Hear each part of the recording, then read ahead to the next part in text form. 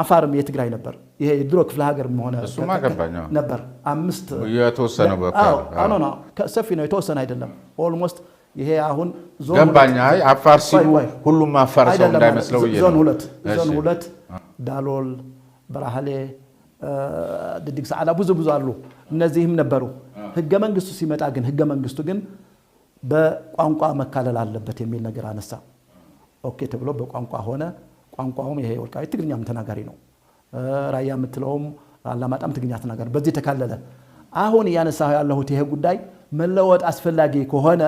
ይሄ የትግራይና የአማራ ወይ የራያ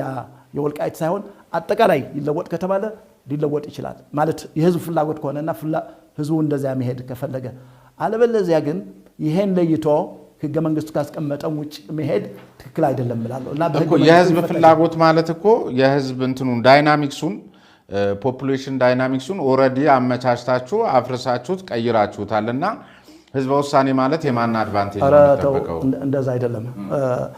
ራያ ያው እዛ የነበረው ህዝብ እንጂ ተጨመረ ህዝብ የለም ለምሳሌ አንዱ ከሚያነሳው ቀደም ሲል ያልኩት ታጋይ ያ ገብረ መድን ምናልባት አባው ይሄን ኮትማት አድርገውም ምንም ማስረጃም የለውም ይሄ በማስረጃ እንነጋገር እና ወልቃይትም እዛ የነበረው ህዝብ ነው እኮ አብዛኛው የተወሰነ ሰፋሪ መጥቶ ሊሆን ይችላል መጥቷል እሺ የወልቃይት ለምሳሌ ዳንሻ ላይ 22000 የዋት ወታደሮች የቀድሞ የዋት ወታደሮች ያሰፈራችሁት ለዚህ ለፖፑሌሽን ዳይናሚዝም አይደለም ነው አይደለም ቆይ ልጨርስ ያን ልጨርስ ሶ እንደዚህ ያለ ክልል ተካልሏል ይሄ ስለተካለለ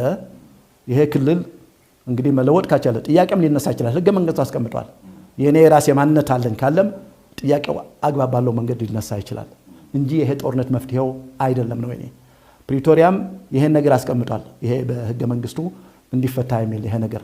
ስለዚህ ይሄ ነገር ነው መሆን ያለበት ይሄ ያስቀድመን ከጦርነቱ በፊትም እናንሳው የነበረ ነገር ነው በኃይል የሚለወጥ ነገር የለም በኃይል አሁንም አይፈታም መውጫው መንገድ እንዳነገህም ድርድር ነው የሚፈታው እንጂ በኃይል የሚፈታ አይመስለኝም ስለዚህ ህገ መንግስቱን መሰረት እናድርግ ድርድር ፖለቲካም እናካሄድ ይሄን ነው ይሄ ያልከው የሰፋሪዎች ጉዳይ በዛን ጊዜ በትግራይ ክልል ስር ነበር ይሄ ወልቃይት የሚባል እና እነዚህ ልጆች ማለት ዳንሻ እሱ ነው ከመለ ዳንሻም የትግራይ ነው ያን የተካለለው እና እነዚህ ተፈናቃዮች ሁለት ምርጫ ተሰጣቸው አንዱ ገንዘብ እየተሰጠ በየቤት ይሄድ የሚባል አብዛኛው ይሄን መረጠ የተወሰኑት 2000 ናቸው በነገሩ ላይ ያን ሁሉ በመቶ ሺዎች የሚቆጠር ህዝብ ሊቀይሩ አይችሉም 2000 ናቸው እነዚህ ደግሞ እኛ ቤትም የለንም መሬትም የለንም ስለዚህ የተሻለ ስፋት የነበረው መሬት ያ ስለሆነ እዛ ሰፈር ናቸው ይሄ ነው የሆነው እንጂ ይሄ ዲሞግራፊ ለመቀየር የሚባል አይደለም ሁሉ ሌሎችም አድርገዋል ያኔ በየአካባቢያቸው በየከልላቸው የኦሮሞም ከምስራቅ ሐረርጌ ወለጋ ኤሊባቡር ላይ አስፍሯል ይሄ ወለጋ ላይ እና ሰፊ መሬት ያለው አካባቢ